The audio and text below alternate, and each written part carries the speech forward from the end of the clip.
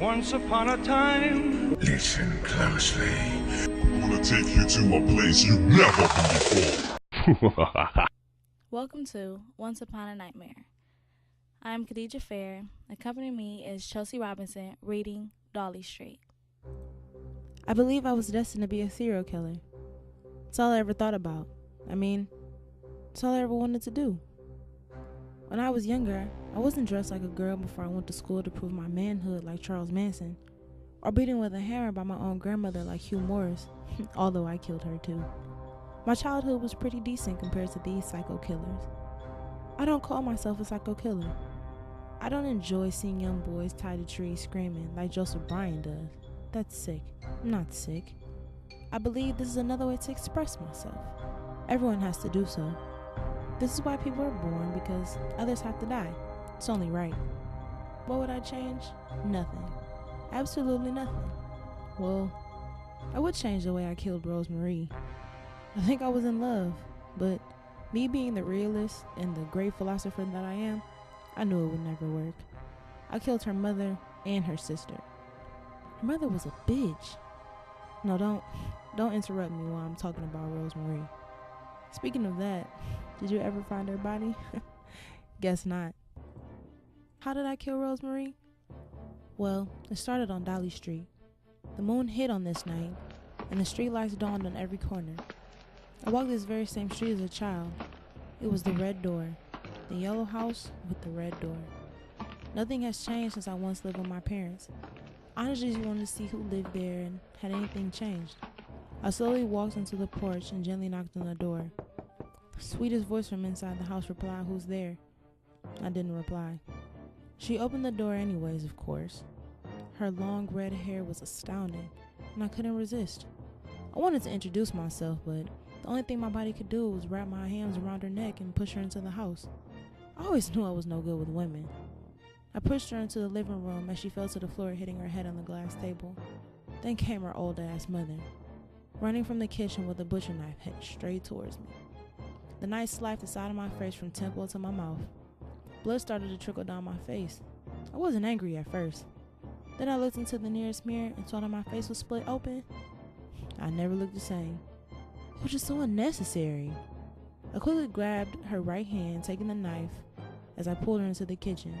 I just asked one question, just one. Why would you do that? Look at my face. My low self-esteem as a child didn't help. Now I'm ugly. I put her hand on the cutting board face down, and I quickly jammed the knife into the middle of her hand. She screamed awfully loud, piercing my eardrum. My reflex was to stroke her in the face with my left fist, which I did. This knocked her out, but she was still breathing, unfortunately. I raised the knife from her hand as the blood slowly dripped onto the floor as I watched her fall to the floor. She pissed me off so bad I had to kick her one more time before I left the kitchen. Then came her sister running downstairs, screaming, of course. She was easy, though. I just tied her to the kitchen chair and duct taped her mouth shut. I just wanted a alone time with Rosemarie, that's all. I walked back into the living room with knife in hand. I sat on the sofa and waited until Rosemarie woke up. She was finally waking up, and I gently laid her into the love seat. I heard some rattling in the kitchen. I walked into the kitchen and saw her bitch of a mother trying to call the police. Of course, as I'm walking closer and closer, she was yelling and screaming, "They'll find you." I replied, "Of course they will." And I snatched the phone, thrashing her across the face with it. "No, stop. Just stop, please." I threw the phone to the sink. Her sister was crying in the chair, making all these weird noises. I walked back into the living room, and Rosemarie was nowhere to be found. The front door was wide open. At this point, I was frustrated. I walked onto the porch and saw her way down the street screaming, "Help, help, help, blah, blah, blah, blah, blah," and all that.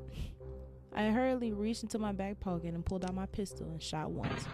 Great aim, right in the leg. Of course, people heard. I'm sure someone called the police. I walked down the street and forcefully grabbed Rosemarie by her hair, dragging her back to the yellow house with the red door. It was like a passion, I thought to myself, as I wiped off the bloody knife with her shirt. Still dragging Rosemarie by her hair, I walked to my trunk, getting gas from my trunk. As I poured the gasoline around the house, both her sister and mother were still inside. I couldn't do anything but smile. I looked at Rosemary with joyfulness in my eyes as I lit the matches and threw them onto the porch. We both watched as the flame sparked gradually. She screamed her family's name, but there was nothing she could do. I picked her up and tossed her into the truck and drove off as a yellow house with a red door diminished. To be continued. You were just listening to Dolly Street, read by Chelsea Robinson, written by Khadijah Fair.